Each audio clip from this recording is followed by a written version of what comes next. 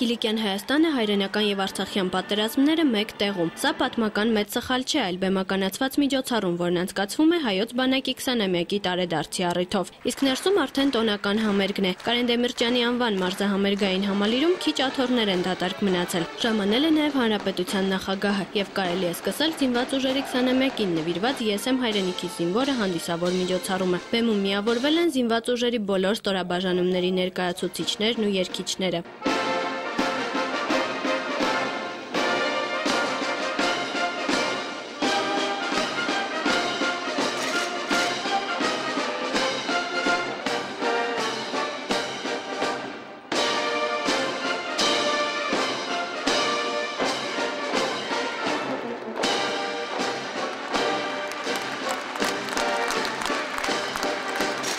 Տոնը միավորել է նաև Հայաստանի Հանրապետության եւ Լեռնային Ղարաբաղի ներկա եւ նախկին նախագահներին։ Միջոցառմանը ներկային Հանրապետության նախագահ Սերժ Սարգսյանը, երկրորդ նախագահ Ռոբերտ Քոչարյանը, Լեռնային Ղարաբաղի նախագահ Բակո Սահակյանը եւ նախկին նախագահ Արկադի Ղուկասյանը։ Նրանց կողքին էր նաև ամենայն հայոց կաթողիկոս Գարեգին II-ը։ Իսկ Հանրապետության առաջին նախագահ Լևոն Տեր-Պետրոսյանը չէր եկել։ Պաշտպանության նախարարության մամուլի քարտուղար Դավիթ Կարապետյանի հավաստմամբ, սակայն նա էլ է ստացել հրավեր։ Տոնական համերգին մասնակցում էին նաև Լեռնային Ղարաբաղի բանակի հրամանատարն ու Հայաստանի Հանրապետության պաշտպանության նախարարը։ Սեյրան Օհանյանը ելույթի ժամանակ նշեց, որ 2 տասնամյակների ընթացքում այս ոլորտում ձեռքբերումներն ավելի շատ են եղել եւ այսուհետ էլ նահանջ չի գրանցվելու։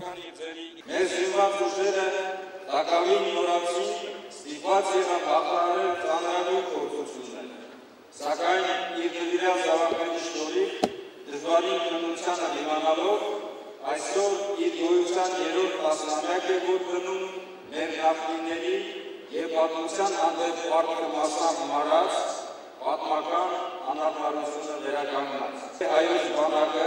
եւ հին է եւ նոր, եւ դարերի փորձառությամբ կրծված եւ պատալեկան աշխուժով ունի։